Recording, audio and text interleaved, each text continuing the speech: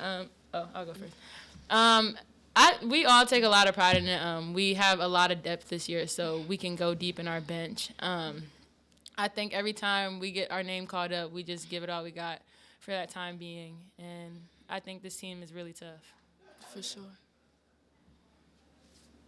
Danae, after last season with your injury, you came in this tonight and you scored your first double-double of the season. How did it feel to just get back out there with your teammates?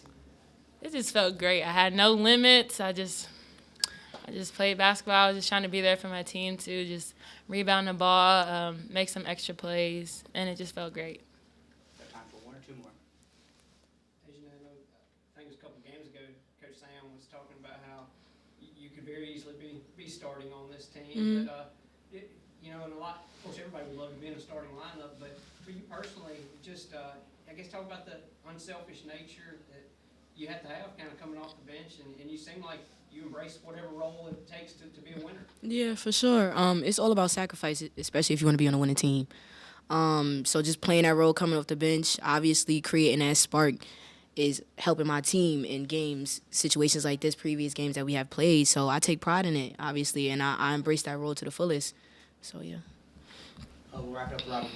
Danae, it seems like in the first few games, Sam's putting in different rotations, and you have different players playing with other players and things like that. I mean, how far away do you feel like this team is to everybody kind of understanding their role, having the right rotations and all that stuff? We're right there. Obviously, I feel like everybody's locked in.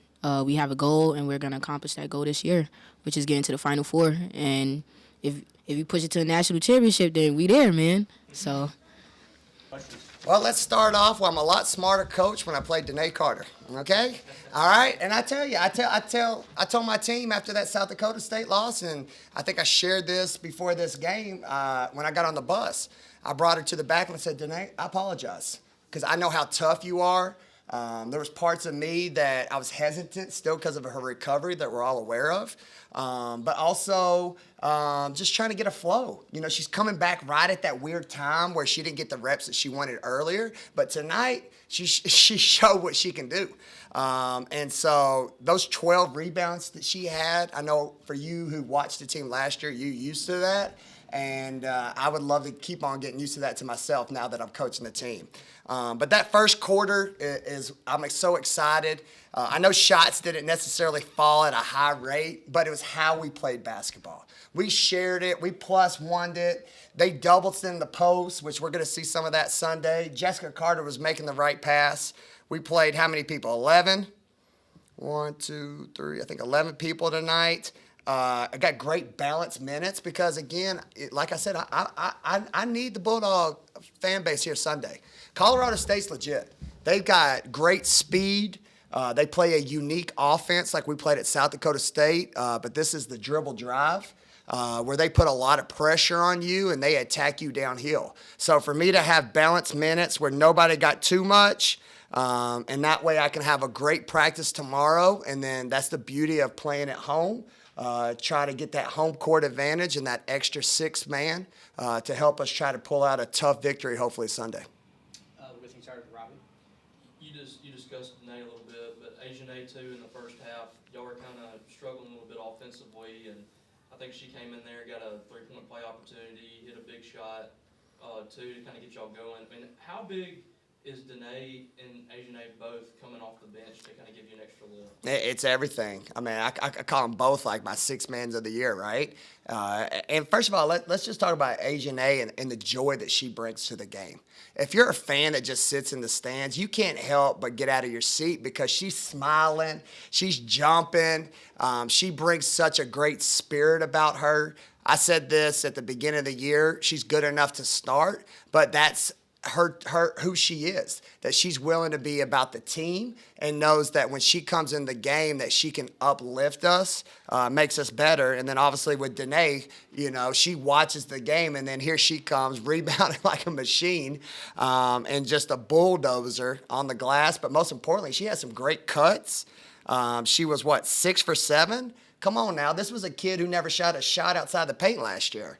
And now all of a sudden, like I joked with her last week, she's pulling in transition with 24 seconds on the shot clock. So I couldn't be more happy as a coach getting that kind of production off the bench. Right, okay. Jessica, it seemed like she was just flying all over the place. Do you kind of see her starting to get in her comfort zone a little bit? Oh, yeah. Oh, yeah. Let me tell you, we had the best practice. I've been here 2 days ago. And the culture that I'm trying to establish of accountability, and I talk about woman up. All right, if you mess up, woman up to it. Just like I got to man up if I mess up, like I did with not playing Danae at South Dakota State. Because again, I want a family and a team that we all know that we're striving for perfection, but also we can admit when we're wrong. And I'll never forget on Wednesday, Jessica messed up her assignment. And all of a sudden, I look over to the side in practice, and there she is running a sprint, because that's what we do. If you mess a box out, you go to the side, you sprint down and back. And I didn't have to say anything to her. And I immediately, after she ran down and came back, I blew the whistle, and I said, okay, there's one. Who can I get another one? Who's going to follow that lead? So to answer your question, what she did tonight doesn't surprise me because her mind, her spirit, and then most importantly, her leadership is on point, and she's determined right now. Joel, go ahead. You was talking about Asian a minute ago. That's somebody that started basically her whole career, Right. and then comes here and has been a spark for you guys off the bench.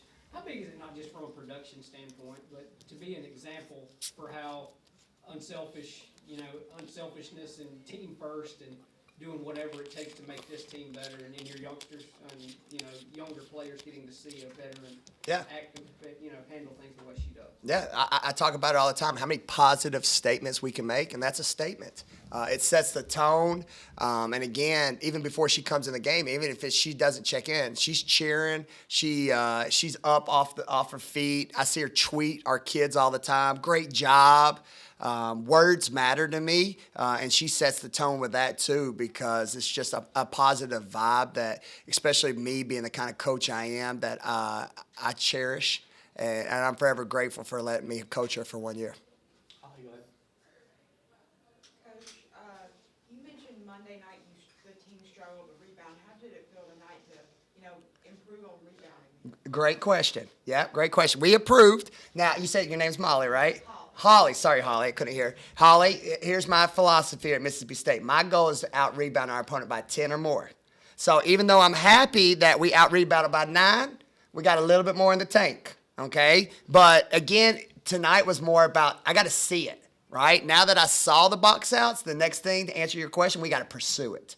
So if we can get to that point where we can hit them, pursue it, grab it, you'll see more transition like you did tonight, and then hopefully we can get this place rocking in the open court.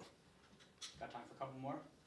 Holly, go ahead. Danae obviously had her first double-double of the season, and you mentioned that she didn't play at South Dakota State, and you wanted her to come out and play tonight. How did it feel to just finally get to see her push on the court? Well, it felt great. I'm just happy about her recovery. When I took the job, I kind of talked about it. I told her in front of the team I'm going to treat her different because for just a great athlete that she is, this is the first adversity that she's felt in her life. So for her, it was about just get your body back, get your mind back, dribble the ball and see if it all connects. And tonight, I think she's back. She connecting, so I couldn't be more happy for her.